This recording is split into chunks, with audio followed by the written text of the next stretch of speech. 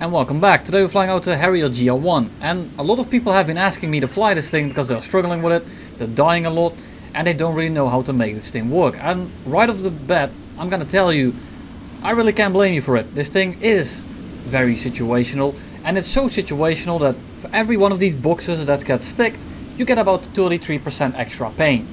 Right now I'm in a perfect matchmaker, which is the one game I'm going to show you today, other than two other examples which will solidify my other points. It's extremely painful. Sure, right now I'm on Malta, one of the smallest maps in the game. I'm fighting on the US side, and it's a full down tier. So basically everything is stacked in my favor. This thing does not turn very well. It loses a lot of speed. The SRAAMs don't have a lot of range. The only two good things about this plane are the acceleration, the airspan, and somewhat the SRAAM. The SRAAM is extremely strong, but you do have to keep in mind that the range is very short, and these things are both good and bad.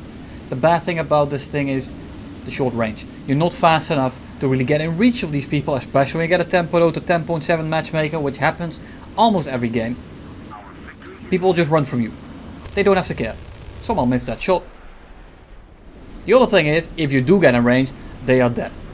What I do in this thing is I simply climb, I rush in, I head on some people, I SRAAM everyone, but the favorite thing to do is climbing the orbit and diving straight back down on the pack. Doing this will guarantee you mostly 1, 2, sometimes 3, 4 kills. It's, as I said, very situational. And if one person, just one, decides you have to die right now and he's in anything other than a 9.3 or lower and you don't kill him in that head-on, he turns for you, you are dead. He focuses you from behind, he goes through from the start of the match, he's fast enough to catch you, you are dead. There's very little things you can do here, and if the game doesn't allow you to do so, you are straight up dead. So you just kind of fly in, hope people don't spot you, and if they do, you are kind of boned. Because they will either run away, force head-ons, or start a dogfight with you. And I tried to make it work. In the end I only managed to go 3-1, and that's not meant to be a flex. The skill you have in this thing is not very important. In the end of the game it's all about your positioning, the start of the game, and the amount of people that go for you. And of course if you ticked one of those boxes, because all of those will increase your pain again by 33%. If you face Americans, you're going to get aim 7 at the start of the match. If you face 10.7s, Abyss can fly straight for a little bit, pull in, and he will still out-turn you, and I will show you an example of that very soon here. I managed to get 6 kills and an assist in this game. The thing is, these matches are so damn short that you still get a fuck all worth of RP for it. As you can see, it's only like a 4-minute game, and it doesn't really net you much, and this is the biggest payout I've gotten. Most of my games will be around 10,000. Because the games simply do not last enough. Or I die at the start, and here is what happens when you try to think, oh, I'm gonna climb the very high altitude and drop back down on them. You see those 3 people shooting sparrows at me? Yeah. The only reason I see them is because I see the diamond. If they shoot them from an angle I won't see, I don't have RWR. Aim 7s at altitude are extremely spooky, and if I don't dodge them soon enough, they start tracking, I'm essentially dead. 2 of them leave me alone. I'm going head on with this one. At this point I have to go head on with him. He shoots another aim 7 at me, so I have to break off yet again. It actually tracks. I have to roll out, dodge this guy, and now this FRE is going to focus me. Look at that turn rate. And look at mine. I'm going 6 Gs. He's doing about 8 to 10 right here. He gets SRAAM'd. I get saved. Turning under the other Phantom. He's coming in from above. He's going to slot in on my side, and that's normally a very easy way to reverse someone. And look at his turn rate. He's right next to me. I'm slower than him and he still almost pulls in. I go under his guns and he eats shit by hitting a tree. That's the only reason I survived that one. And that's example number 1. Here's a MiG-21. It's a German one. Not the best one actually. It's the worst one. Well, the worst top tier one. He goes head on with me. I start turning. Look at him. He's flying straight. He's not even turning yet. He's flying straight, he's flying straight, he's flying straight. Now he starts turning. That's about 5 seconds worth of turning that I did and he didn't. And he still pulls into me way before I even get a shot. Do it again. At this point I'm slower than him. You would say that if you're slower than someone and you're trying to turn with someone, what happens is he's going to end up in front of you. Nope, not on this thing. It's simply too much of a brick. Again, he's just instantly behind me. Took him 2 turns.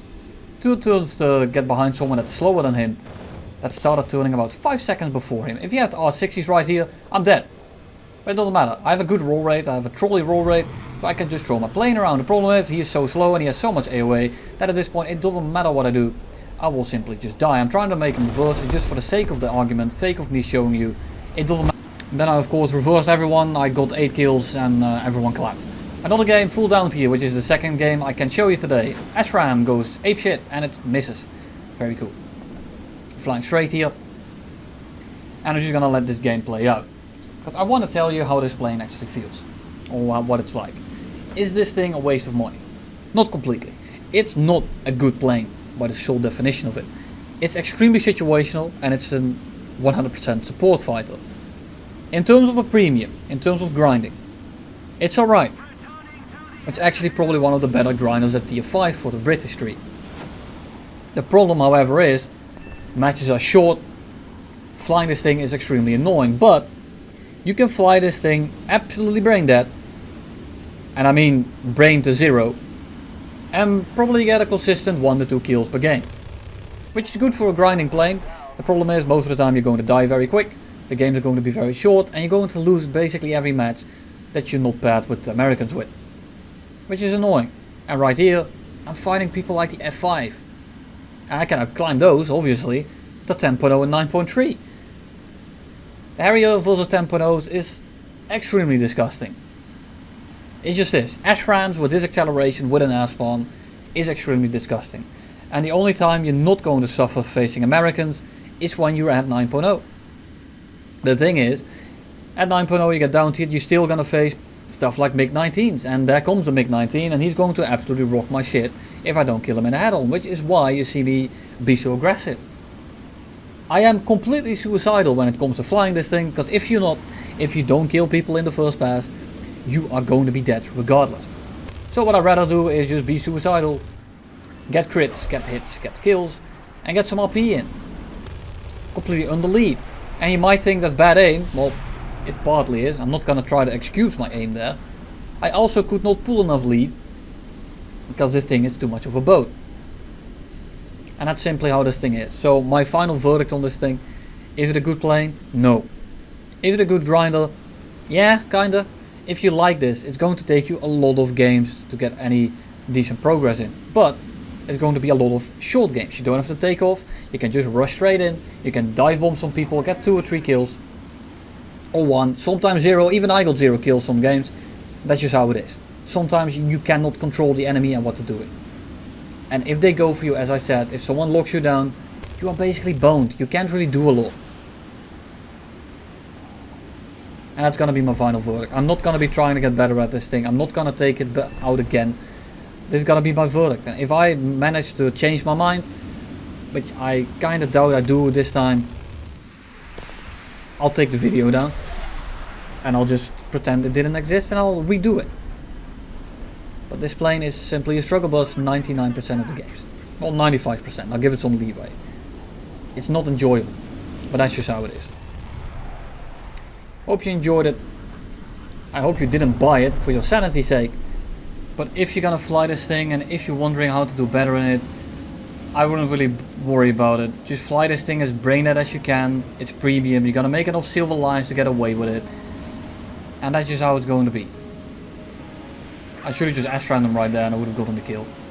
But instead, I'm really generous, so I just gave the kill to the other guy. Hope you enjoyed it and I'll see you all tomorrow with an FJ4 video.